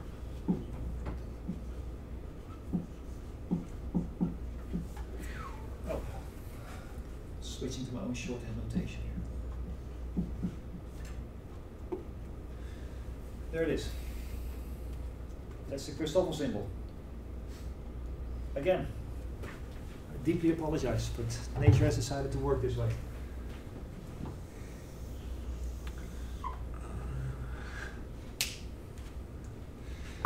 Okay, I'm about done right now. Just as a summarize everything now. We have already seen from the equivalence principle when we started this lecture that gravity presents itself in the form of a metric tensor g mu nu, g alpha beta, right? This is how you get gravity. Once I've given you a metric tensor, this is how curved space-time is. You plug it in this, you calculate all 64 possibilities, you get 64 numbers, you put these 64 numbers into here, and you get differential equations. 4 of them, because mu is the coordinate that you're interested in. Might be time, might be phi, might be x, might be z. But you get 4 differential equations, which contain these, and typically there's 64 of them. So you get 4 equations built up of huge expressions of derivatives of the metric. And this you have to solve. And once you've solved this, then you know how things move in gravity. Can you say that again? Yes. I give you a curved space-time. And let's take an actual curved space-time, not the one that looks curved but isn't, an actual curved space-time, like living on a bowling ball. So I give you g mu nu. Right? This, I forget what it was a bit before, I think it was this. -1, 0, 1, no, r squared sine theta squared, something like this. Bowling ball. Bowling ball metric. I give you this thing. Having this thing allows you to calculate this thing. Because if I know g mu nu, I can put this in here, I get these numbers. Unfortunately, there's 64 of them. So you have 64 of these numbers coming from this. Just give me a second. Once you have these 64 numbers, you go back to this equation, you put them all in. Then you get 4 differential equations, right? Because there's one for mu is time, and for the 3 spatial directions.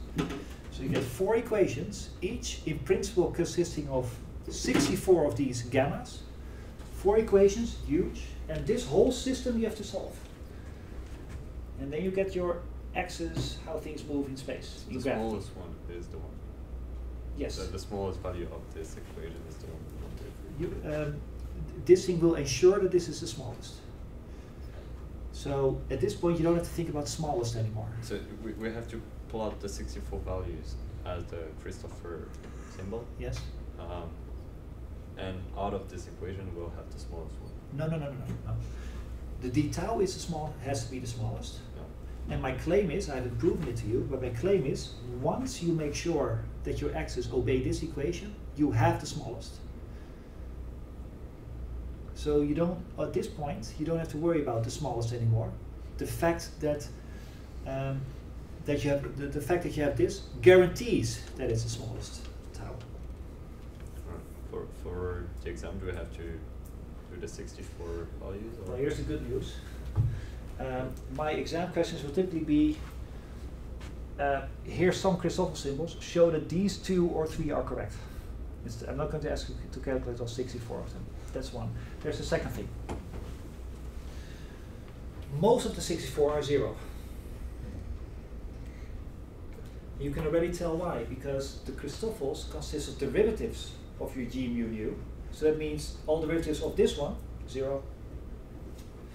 There are all kinds of zeros here that I didn't write down, so that means you have to take derivatives of zeros, 0, 0, 0. Fortunately, in practical situations, about 4 or 5 Christoffels are non-zero. So in practice, you don't have to calculate all 64 of them. And you don't have to put in all 64 here. You have usually about 3 or 4. Still complicated, but doable. On the exam, my question would typically be, here's a metric. Calculate the 5 Christoffel symbols that are not 0. Something like that. Whew. Yay. Any questions? Yes. You said the mu, right? Mu, I think. Here's a mu, here's a mu. Yes. Yes. Is it was time or something? Well, again, this is leading on your understanding of this notation, but if you have an alpha downstairs and alpha upstairs, then these you have to sum out, okay? So alpha has to be 0, 1, 2, 3, beta has to be 0, 1, 2, 3, and you get all these terms and add them together. The mu does not come with a lower version somewhere. So that means there's no summation of mu's here. But that means mu, because it's not summed over, can really just have 4 values. Okay. I take mu is time, for instance, the time component. It's just we could have decided to take a spatial coordinate there. Yes.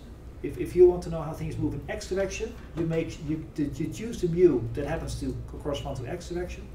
You calculate the Christoffel symbols that correspond to the x direction. You do the summation of alpha and beta. You get one differential equation for your x coordinate. You solve that, and then you know how things move in x direction. What is like the difference between alpha, beta, and mu? Since alpha, beta are also taking into account like x, y, and z directions in mu too.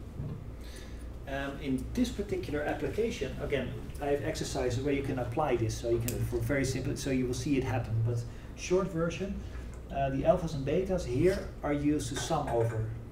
There's an alpha downstairs and upstairs, so these alphas and betas serve no other purpose but to make sure that you have all 4 terms included. This mu is not summed over, so this is a mu that tells you which of the directions you're looking at. But like if you look at like we have like some matrices like with CDT X Y Z, and then we have like we can define this by alpha and beta. But what is mu? The same. That's the same matrix. Yes. Oh, okay.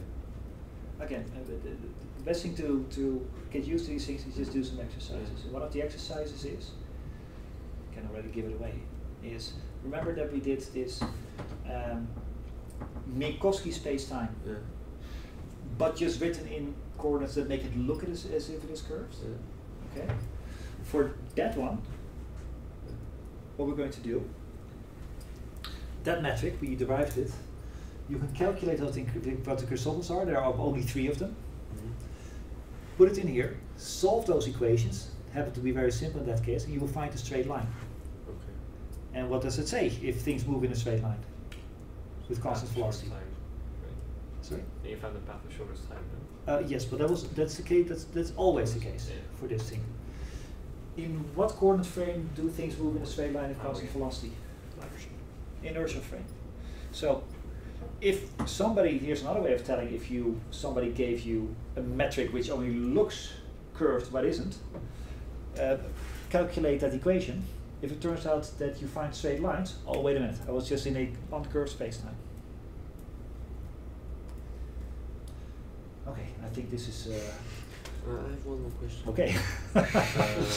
Louis has a very high saturation point, as you can tell. Like the matrix times like for the Christoffel equation is like defined by mu and nu, but then in the parentheses there's like the metric is like defined with mu and beta. Yes. Like there's like I don't know like how can we define the point in the matrix if there's like a beta in it? Like beta is not defining the you see what I mean? Like if in the metric tensor, like the points are defined by row 0, column 0, and they are defined by mu and nu. Yes. And here in the parentheses, there's but like it has the exact same meaning. Okay, but why do we don't write it like mu and? Because I already used my mu here. So your question is, wait a minute, I thought that mu here meant what row you're looking at or something like that. So why won't you just use mu here if you want to? Well, then I say, well, I'm already using my mu here. My mu is already used up. So I'm going to use a different symbol for this, which happens to be nu. It's like this. Suppose you do a calculation just in classical mechanics. Okay? And you are looking at two positions. And one position you call x. And the other position you also call x. That's not very good bookkeeping if you're going to use the same symbol for different things. So what you're going to do is going to call one x1 and the other one you're going to call x2. Same thing here.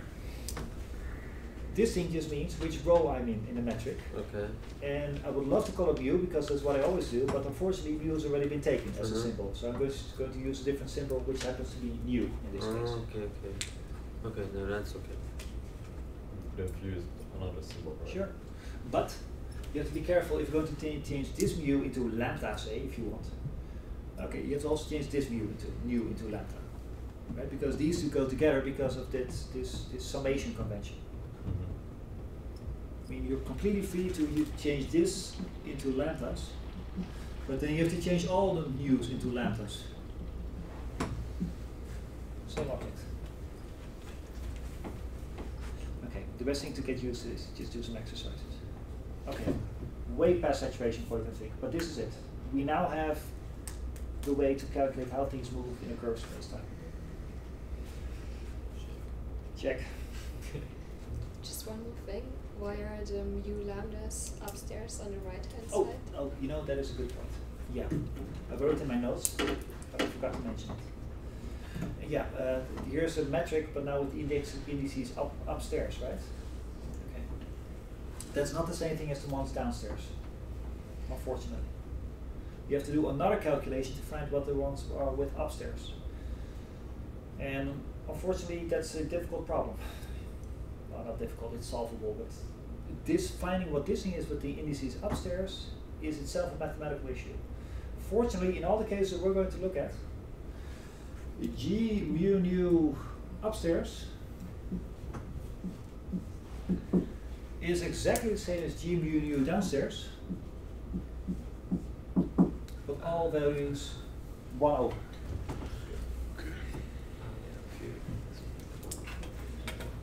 This is not a general rule, but for all the cases we're going to look at, this is